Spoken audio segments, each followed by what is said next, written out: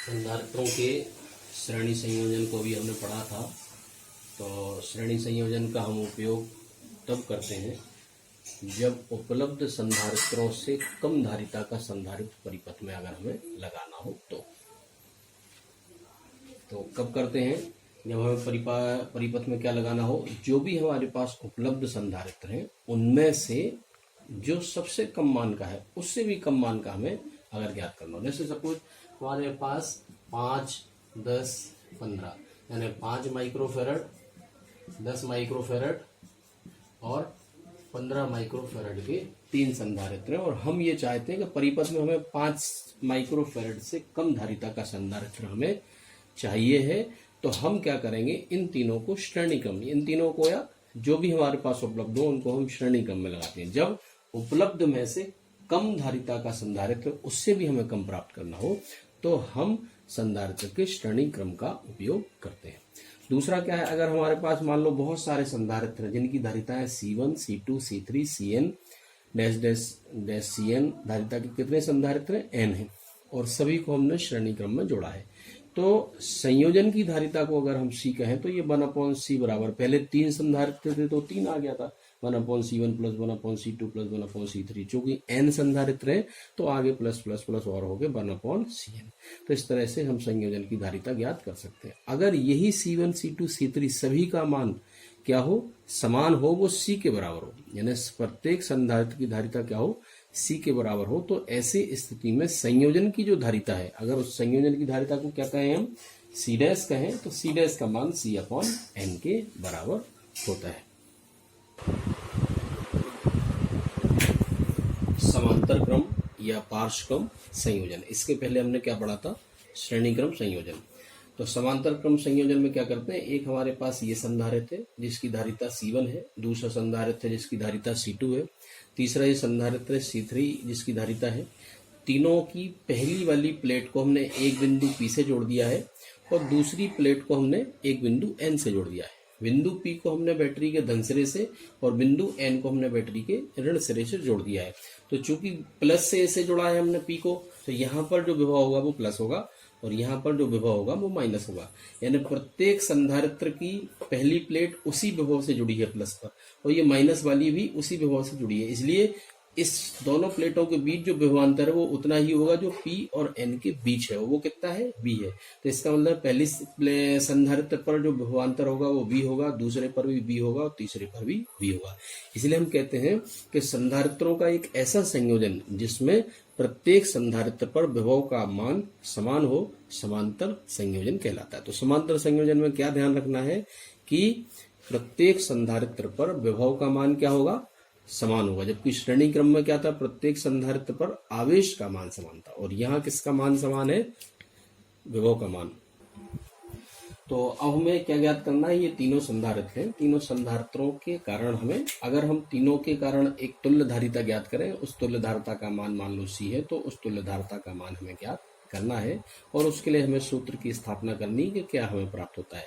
अब क्या करते हैं हम, जब इसको बैटरी से जोड़ते हैं तो यहाँ से जो आवेश जाएगा वो प्रत्येक संधारित्र की प्लेट पर आवेश का प्रवाह होगा और आवेश का प्रवाह किस तरह से होगा कि आवेश जो बटेगा इन तीनों पर वो उनकी धारिताओं के अनुपात में बढ़ जाता है। जैसे हम कहें कि यहाँ से इस बैटरी के कारण जो आवेश जा रहा है वो इस संधारित्र पर भी आवेश जाएगा, इस पर भी आवेश जाएगा, इस पर भी आवेश। जब भी हम बैटरी से जोड़ेंगे, किसी स्रोत से जोड़ेंगे, तो संधारित्र पर इकट्ठा होता जाता है आवेश और इस आवेश के कारण इसको कहते हैं कि ये एक तरह से चार्ज होता जा रहा है या आवेशित होता जा रहा है। तो ये कुल आवेश यहाँ से कितना जा रहा, Q, और वो Q के लिए 3 रास्ते हैं, एक ये है, एक ये है, एक ये है। तो यहाँ से हमने मान लिया कि यहाँ से जो आवेश इस पर पहुंचा है वो Q1 पहुंचा है, इस पर जो आवेश पहुंचा है वो Q2 पहुंचा है, इस पर आवेश पहुंचा है वो Q3।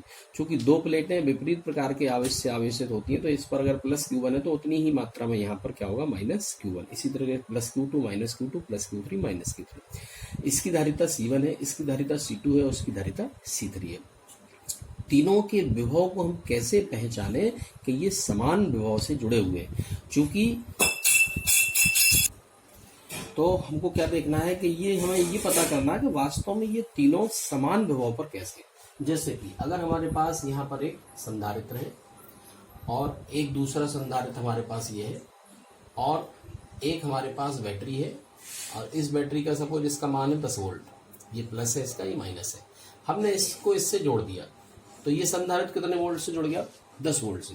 अगर हमने इसी बिंदु को, ये वाला, ये क्या है प्लस, तो ये वाला बिंदु एक ही तार है तो ये भी क्या होगा प्लस, और इधर वाला भी क्या होगा प्लस। इसी तरह से ये माइनस है तो ये बिंदु क्या हो गया माइनस, और ये वाला बिंदु क्या हो गया माइनस। तो इसका मतलब ये भी प्लस माइनस से जुड़ा है, ये भी प्लस माइनस से। तो इसका मतलब अगर ये 10 वोल्ट से जुड़ा है तो ये भी 10 वोल्ट से जुड़ा है और ये भी 10 वोल्ट से जुड़ा है। इसका मतलब प्रत्येक, अगर ये बैटरी का विभव कितना है V वोल्ट है, तो इस संधारित्र का, इस संधारित्र का और इस संधारित्र का विभव क्या होगा? V ही होगा। तो यानी अगर ये 10 वोल्ट से जुड़ा है तो ये प्रत्येक का मान 10 वोल्ट होगा। 5 वोल्ट से जुड़ा है तो समांतर क्रम में जितने भी संधारित्र होंगे सभी का मान क्या होगा? 5 वोल्ट के बराबर होगा। आगे देखते हैं कि ये Q जो है वो 3 भागों में बट गया, Q1, Q2 और Q3। यदि हम संधारित्र को दिया गया आवेश क्या कहें हम? Q कहें। कुल जो हम दे रहे हैं आवेश वो Q है, वो उनकी धारिताओं में बढ़ जाता है। यदि संधारित्रों को Q1, Q2, Q3 आवेश अगर प्राप्त हो रहा है तो कुल आवेश कितना है? Q। वो किस रूप में बढ़ गया? Q1, Q2 और Q3। तो कुल आवेश कितना हो गया? Q1 plus Q2 plus Q3। और ये किसके बराबर है? आवेश Q के बराबर है। हम जानते हैं Q बराबर C इंटू V। तो पहले वाले संधारित्र पर आवेश का मान Q1, इसकी धारिता C1, पहले पर विभव V, क्योंकि प्रत्येक पर विभव क्या है? समान है तो V सब में समान रहेगा। तो दूसरे संधारित्र पर आवेश का मान Q2, दूसरे की धारिता C2, दूसरे पर विभव क्या है? V। यहाँ V1, V2, V3 नहीं आएगा क्योंकि प्रत्येक पर विभव का मान समान है। ये चीज ध्यान रखना है, श्रेणी क्रम में आवेश का मान समान होता है और समांतर क्रम में विभव का मान समान होता है। तो Q3 बराबर C3 इंटू V। इसको हमने एक समीकरण दूसरा, तीसरा, चौथा, अगर हम कहें पूरे संयोजन यानी तीनों संधारित्रों को मिला के एक संधारित्र बनता है, उसकी धारिता को अगर हम C कहें तो ये Q बराबर C इंटू V। उस पर भी विभव क्या रहेगा? V रहेगा। तो अब ये एक समीकरण आ गया पांचवा। यहां से हम इस Q1, Q2 और Q3 ये चारों समीकरण से हम मान रख देंगे Q1 का, Q2 का, Q2 का, Q3 का और Q का।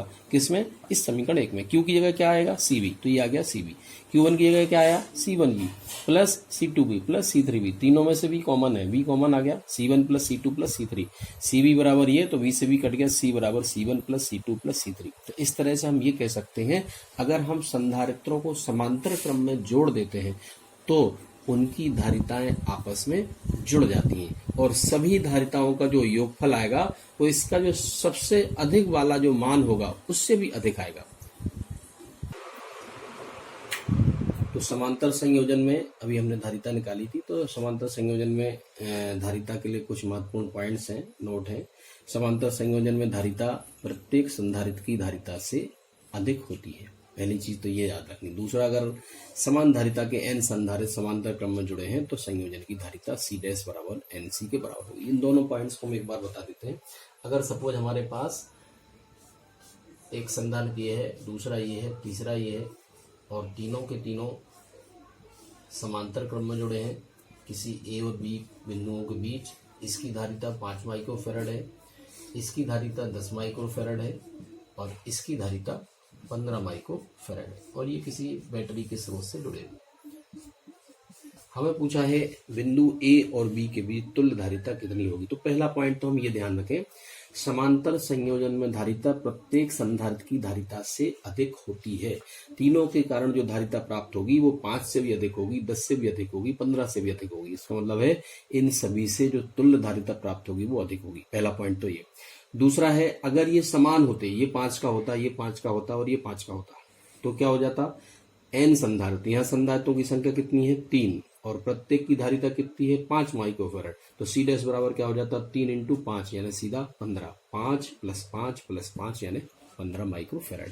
यहाँ क्या धारिता आएगी? सूत्र होता है C बराबर C1 plus C2 plus C3। तो ये हो गया 5 प्लस 10 प्लस 15 बराबर 30 माइक्रोफैरड। इस तरह से 30 क्या आया? 5 से भी ज्यादा है, 10 से भी ज्यादा है, 15 से। तो दोनों पॉइंट्स क्लियर हो गए कि इस तरह से ये दोनों पॉइंट बताते हैं कि धारिता अधिक होती है। अगर n संधारित्र सभी के मान बराबर हैं तो हम सीधा सीधा उन संख्या, मान लो 15 संधारित्र हैं, प्रत्येक की धारिता 3 है तो 15 इंटू 3 45 माइक्रोफैरड। संधारित्र में संचित ऊर्जा, यानी जब हम संधारित्र को किसी बैटरी से जोड़ते हैं तो बैटरी से आवेश का प्रवाह संधारित्र की प्लेटों पर होता है। तो ऐसी स्थिति में संधारित्र जब आवेशित हो जाता है तो इसमें ऊर्जा संचित होती है, उस संचित होने वाली ऊर्जा का मान हमें ज्ञात करना है। और संचित होने वाली जो ऊर्जा है वो कैसे, मतलब किस तरह से प्राप्त होती है कि संधारित्र को अपेक्षित विभवांतर तक आवेशित करने के लिए, पहले संधारित्र की प्लेटों पर किसी तरह का कोई विभव नहीं था, कोई आवेश नहीं था, आवेश नहीं था तो विभव नहीं था। तो जब हम उसको आवेशित करेंगे तो इसका मतलब आवेश उस पर इकट्ठा होगा तो विभव भी आएगा।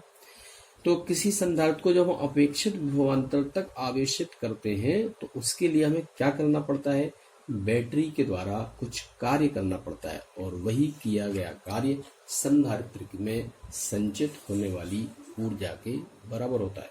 यानी जो भी बैटरी कार्य करेगी वही किया गया कार्य किसके रूप में परिवर्तित हो जाता है, ऊर्जा के रूप में, और इसी ऊर्जा के रूप में स्थितिज ऊर्जा रूप कहें हम यहाँ, स्थितिज ऊर्जा के रूप, विद्युत स्थितिज ऊर्जा के रूप में ये संचित हो जाता है। तो अब हमें ज्ञात करना है कि हम ये ऊर्जा कितनी होती है और किया गया कार्य का मान उस ऊर्जा के बराबर जो सूत्र के रूप में आता है वो कितना आता है, वो हमें ज्ञात करना है।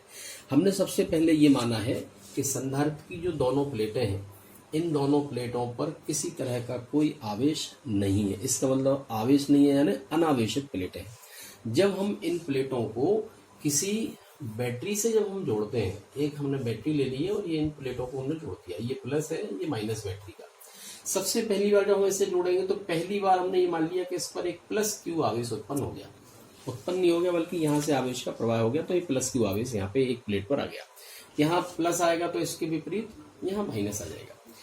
अब हम ये चाहते हैं कि यहाँ से आवेश वापस से यहाँ पहुंचे, पहले एक प्लस क्यू आ गया और थोड़ा सा आवेश, लेकिन जब यहाँ बैटरी से एक बार यहाँ आवेश पहुंच चुका है, जब दोबारा यहाँ आवेश पहुंचेगा तो निश्चित रूप से इस धन में और अब जो धन आवेश पहुंचने वाला है, इन दोनों में क्या होगा, प्रतिकर्षण होगा। तो अब बैटरी को क्या करना पड़ेगा, इस प्रतिकर्षण बल के विरुद्ध कुछ कार्य करना पड़ेगा, वही किया गया कार्य ही इसमें ऊर्जा के रूप में संचित होता है। तो हम ये मानते हैं कि पहले प्लेटों के बीच विभवांतर जीरो, विभवांतर जीरो मतलब पहले कोई आवेश नहीं है, तो विभवांतर क्या हो गया, जीरो हो गया। अब यदि हमने क्यू आवेश लाए तो क्यू आवेश लाने, तो जब इस पर क्यू आवेश आ गया इसका मतलब इस पर विभव उत्पन्न हो गया, और उस विभव को क्या कहा हमने, वी डैश। क्यू आवेश लाने में विभवांतर कितना आया, वी डैश। अब वी डैश बराबर क्यू अपॉन सी, ये कहां से आया, हम जानते हैं क्यू बराबर होता है सी इंटू वी के। तो यहां से क्या आएगा, v बराबर क्या आएगा, q अपॉन सी। तो हमने q स्मॉल q ले लिया यहाँ और इसे c कहा और इसको v डैश कहा, तो ये आ गया v डैश बराबर q अपॉन सी, जहाँ c क्या है, संधारित्र की धारिता है। तो अब ये संधारित्र दर्शाया गया, ये अंतिम स्थिति है जब पूरी तरह से आवेशित हो गया। अब q आवेश लाने में विभवांतर कितना हो गया, v डैश हो गया। अब प्लेट को एक बार आवेशित हो चुकी है, थोड़ा आवेश पहुंच चुका है, वो कितना आवेश पहुंच गया, q। अब हम क्या चाहते हैं कि थोड़ा और आवेशित हम उसे करना चाहते हैं, तो अब हम थोड़ी सी मात्रा दी हमने, कितनी, डेल्टा q आवेश देने पर बैटरी के द्वारा किया गया कार्य बराबर होता है आवेश इंटू विभवांतर के। ये w बराबर q इंटू v पिछले चैप्टर में हम पढ़ चुके हैं। तो w की जगह dw क्यों लिया है, क्योंकि थोड़ा सा आवेश है, आवेश थोड़ा पहुंचा रहे हो तो कार्य भी थोड़ा ही करना पड़ेगा, इसलिए यहाँ dw। और आवेश कितना भेज रहे हैं, dq, विभवांतर कितना उत्पन्न हुआ था, v डैश, तो dw बराबर v डैश इंटू dq। इस सूत्र से w की जगह dw, v की जगह v डैश, q की जगह dq। तो इसे कहा हमने समीकरण नंबर 1, और यहाँ dw बराबर, यहाँ से हमने मान रख दिया v डैश का, तो q अपॉन सी dq, ये समीकरण नंबर 2। अतः संधारित्र को अब इस तरह से dq का अब हमने इस पे आवेश पहुंचा दिया है, पहले q पहुंचाया था, अब dq वापस फिर dq पहुंचाएंगे। इस तरह से dq हम आवेश इस पे पहुंचाते रहेंगे और धीरे धीरे ये संधारित्र आवेशित होता रहेगा। जैसे जैसे इस पर आवेश का मान बढ़ेगा वैसे वैसे बैटरी को प्रतिकर्षण बल के विरुद्ध अधिक से अधिक कार्य करना पड़ेगा, और अधिक से अधिक कार्य करेगा तो ये जो ऊर्जा है वो अधिक से अधिक ऊर्जा इसमें संचित होती जाएगी। तो dw बराबर हमने ये निकाल लिया। अब हमें क्या करना है, हम ये मान के चल रहे हैं हमने इस पे अधिकतम dq करते करते अधिकतम कितना आवेश पहुंचा दिया, q आवेश। तो q से आवेशित करने में किया गया कार्य क्या करें, हम इस सूत्र का कर दें इंटीग्रेशन, या तो हम सभी को जोड़ दें dq यानी dw plus dw plus dw plus dw, ऐसा ना करें। इसके लिए हम क्या करें, दोनों पक्षों का कर दें समाकलन। तो dw का समाकलन क्या आ गया, w, और इसका समाकलन क्या आ गया, ये। इस समाकलन की सीमाएं क्या है, 0 से लेके q, कहाँ तक आवेशित करना है, q तक, q अपॉन सी और dq। यहाँ Q के सापेक्ष है तो ये Q चर होगा और C अचर होगा। अचर राशि समाकलन के बाहर आ गई तो ये अपॉन में है तो 1/c बाहर आ गया। W बराबर 1/c 0 से लेके Q इंटू dq। अब इसका हमें डेरिवेशन ये करना है तो Q dq, यहाँ x की पावर n वाला एक सूत्र होता है। सूत्र क्या होता है? इंटीग्रेशन x की पावर n dx। ये x के सापेक्ष है, इसका मान क्या आता है? x की पावर n+1 अपॉन n+1।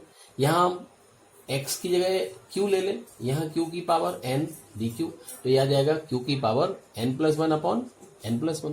अब चूंकि n बराबर 1 है तो यहाँ n बराबर हम 1 रख देंगे तो यह क्या आएगा? 1 और ये 1, तो q 1+1 अपॉन 1+1, यानी q की पावर क्या आ गई? 2/2। तो यहाँ मान क्या आ गया? q की पावर 2/2। तो ये सूत्र हम पहले पढ़ चुके हैं समाकलन में, 1/c q²। अब एक बार हम अपर लिमिट रखेंगे स्मॉल q की जगह और एक बार लोअर लिमिट। तो ये अपर लिमिट क्या आ गई? Q की जगह कैपिटल Q, इसका स्क्वायर माइनस 0 का स्क्वायर अपॉन 2, तो ये आ गया Q²/2c। Q² माइनस G² यानी Q² हो गया तो Q² अपॉन 2c। इस तरह से हम कह सकते हैं परिभाषा से। परिभाषा क्या कह रही थी? किया गया कार्य ही संचित ऊर्जा के बराबर। ऊर्जा को हम U के द्वारा प्रदर्शित करते हैं तो W किसके बराबर होगा परिभाषा से? U के, और U का मान W के बराबर है और W कितना है? Q²/2c, तो U क्या हो जाएगा? Q²/2c। यानी इतनी ऊर्जा इस संधारित्र को आवेशित करने में संचित होती है। ये 3 सूत्र आते हैं, इसके 2 सूत्र और बताता हूं। तो इस तरह से हमने क्या देखा था? सूत्र U बराबर Q²/2c। इसे हम और भी दूसरे रूप में लिख सकते हैं। हम क्या जानते हैं? आवेश बराबर धारिता और विभव के गुणनफल के बराबर, Q बराबर CV। तो हम यहाँ जहाँ Q है वहां पे क्या लिख दें? CV लिख दें। तो ये Q की जगह क्या आ गया? CV, और इसका स्क्वायर है तो स्क्वायर आ गया अपॉन 2c। CV का स्क्वायर है C² V²/2c। C से एक C कट गया, यहाँ क्या बचा? C और V²/2, तो CV²/2। ऐसे हम लिख सकते हैं 1/2 CV², तो ये आ गया 1/2 CV²। इसके बाद हम इसे और लिख सकते हैं किस तरह से? Q² को लिखा हमने Q की, और ये लिखा अपॉन 2c। Q/c, ये सूत्र, इस सूत्र से क्या आएगा? Q बराबर C इंटू V। तो क्या आएगा? Q/c बराबर V के, तो हम Q/c की क्या लिख सकते हैं? V। तो क्या आ जाएगा? Q इंटू V/2, या लिखेंगे हम 1/2 QV। तो ये 3 सूत्र हमें प्राप्त हुए। एक तो Q²/2c, तो ये हमने लिख दिया Q²/2c। दूसरा सूत्र हमें क्या मिला? U बराबर 1/2 CV², तो ये आ गया 1/2 CV²। एक और सूत्र हमें क्या मिला? U बराबर Q इंटू V/2 या 1/2 QV। तो हम कह सकते हैं संचित ऊर्जा के ये 3 सूत्र होते हैं। U बराबर Q²/2c बराबर QV/2 या 1/2 QV और बराबर 1/2 CV²। अर्थात संचित होने वाली ऊर्जा के हमें ये तीनों सूत्र याद रखने हैं। कभी पूछा जाए 1 नंबर में कि किसी संधारित्र में संचित होने वाली ऊर्जा का सूत्र आप लिखिए, तो तीनों में से आप कोई भी सूत्र लिख सकते हो, जो भी आप चाहो तो वो सूत्र लिख सकते हो, क्योंकि तीनों के एक ही मान है। सिर्फ Q और V, Q एक Q और C के रूप में, Q और V के रूप में, एक C और V के रूप में, इसलिए थोड़ा सा ये अंतर आ रहा है।